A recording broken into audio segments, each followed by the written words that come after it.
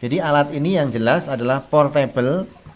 Ini bentuknya kecil, kemudian portable, sederhana, kemudian juga hanya menggunakan 2 buah komponen sehingga harganya murah, kita bisa bawa kemana-mana.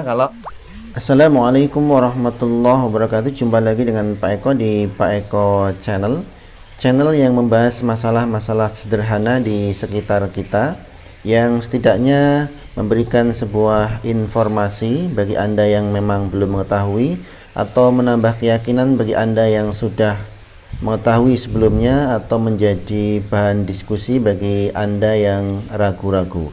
Tonton terus videonya, jangan lupa subscribe, like, dan share. Baik penonton Pak Eko Channel, pada video kali ini kita akan membahas tentang bagaimana cara membuat alat pengisi daya baterai atau alat untuk pengisian baterai, terutama untuk baterai kendaraan motor atau mobil kita ketika mobil kita mengalami drop atau kekurangan daya.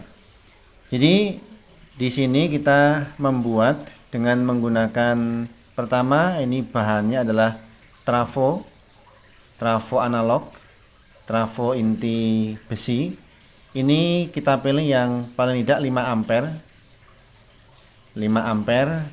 Kemudian ini kalau kita lihat untuk outputnya di sini ada CT, ini tengah CT, bisa dilihat ini CT, titik tengahnya, kemudian 15 kanan kiri, kemudian 18, kemudian yang bawah ada 32, ini 32, dan ini 25, 32. Jadi kenapa kita pilih trafo ini, trafo yang 5 ampere, karena memang untuk mengisi baterai, terutama untuk baterai mobil, itu paling tidak kita minimal itu menggunakan baterai yang 5 ampere, paling tidak kita menggunakan trafo yang 5 ampere. Kalau ada 10 ampere kita bisa gunakan 10 ampere, tapi barangkali terlalu besar dan terlalu berat. Kalau ini portable, kecil, bisa kita bawa kemana-mana. Jadi ini input, ini outputnya. Nah, kemudian yang kedua kita gunakan ini namanya dioda. Ini dioda yang sudah sudah dibuat sedemikian rupa. Ini namanya dioda sistem jembatan, dioda bridge, atau kalau orang kebanyakan bilang dioda kiprok. Di dioda ini nanti ada 2, ini sebagai input dari sumber AC-nya dari trafo, ini 2 ini sebagai sumber dari trafo, kemudian 2 ini sebagai outputnya. Jadi ini sudah ada tulisannya di sini, ini plus, ini minus. Jadi plus ini nanti kita sambungkan dengan kabel merah. Kabel merah nanti untuk plus baterai, kemudian yang negatif ini untuk minus baterai. Nah, ini dilihat di sini bahwa tegangan pengisian itu harus di atas 12 volt. Jadi kalau baterai itu 12 volt, maka tegangan pengisiannya itu harus di atas 12 volt. Nah, kalau kita lihat, kita menggunakan output ini 18, dan 32. Jadi 18-nya ini kita anggap sebagai 0 volt begitu. Kemudian 32-nya ini sebagai tegangan di atasnya. Jadi ini sebagai titik nolnya atau 0 voltnya, ini sebagai tegangannya atau plusnya, katakanlah begitu. Jadi kalau 18 ke 32 itu berarti ada selisih sekitar 14 volt. Jadi ini kita menggunakan tegangan 14 volt. Jadi kalau kita ukur dari sini sebagai 0, kemudian ke 32, 18 ke 32, ini berarti ada tegangan 14 volt. Ini kita gunakan tegangan 14 volt. Itu bisa kita gunakan seperti tadi. Ini sebagai 0, ini sebagai 18-nya dihubungkan ke inputnya tadi, ini inputnya. Ini inputnya. Ini kalau kita menggunakan 18 dengan 32. Nah, kemudian ini plus minusnya ini sebagai outputnya. Atau kalau kita misalnya menggunakan tegangan, karena tadi ini di sini ada CT sebagai titik tengah, titik nolnya di sini, CT-nya katakanlah begitu. Ini kan dari CT 15 ini titik tengahnya di sini.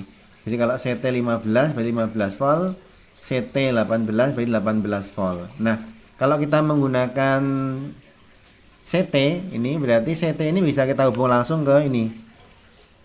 Jadi negatif ini bisa langsung kita hubungkan ke CT di sini. Jadi ini langsung ke sini, ke CT. Ini langsung ke CT. Jadi nggak perlu dipasang di sini, kita langsungkan ke sini CT. Kemudian ini yang 1 ke 15 dan yang satu juga ke 15. Ini 15 ke 15, ini yang ini ke 15, yang ini ke 15 juga. Kemudian yang hitam ini ke sini CT. Itu bisa kita gunakan. Jadi kalau kita gunakan CT 15 berarti tegangannya 15 volt. 15 volt kita gunakan. Jadi CT 15 CT 15 itu kita gunakan 15 volt berarti. Nah, kalau ini tadi kita gunakan 14 volt. Itu bisa kita gunakan. Dan kalau ini kemudian alat ini kita gunakan untuk mencas baterai atau aki.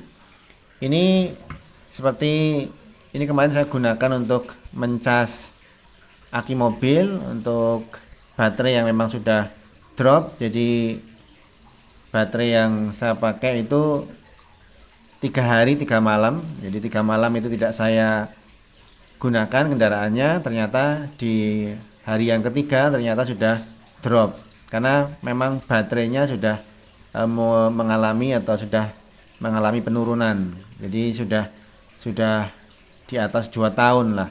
Jadi kalau baterai sudah di atas 2 tahun biasanya sudah mengalami penurunan. Atau kalau misalnya baterai masih baru pun tapi karena penggunaannya yang lebih kemampuan pengisian sehingga kemudian menyebabkan aki itu menjadi drop, atau misalnya penggunaannya berlebihan tapi pengisiannya itu tidak bagus, maka bisa jadi menjadi aki itu menjadi drop sehingga perlu kita cas. Nah, kalau kita menggunakan alat cas ini dengan trafo yang hanya 5 ampere ini, kemudian kita gunakan untuk kendaraan kita, maka yang pernah saya lakukan ini hanya sekitar 1 jam saja kalau memang tidak terlalu parah kekurangannya.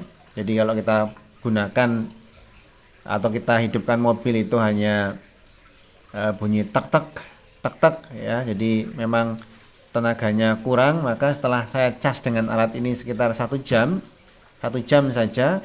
Jadi kalau 1 jam ini kita gunakan untuk mencas aki itu ini hanya hangat saja, hanya hangat lah begitu, tidak panas tidak, jadi hangat.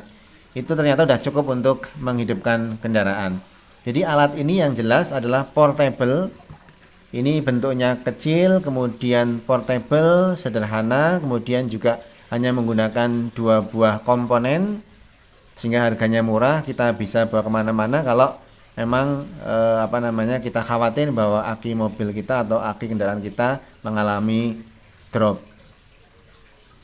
Demikian penjelasan singkat tentang bagaimana membuat alat pengisi daya untuk baterai atau strom aki begitu dengan menggunakan sumber tegangan AC, outputnya 12 volt, dan ini kita bisa gunakan dalam waktu yang tidak terlalu lama.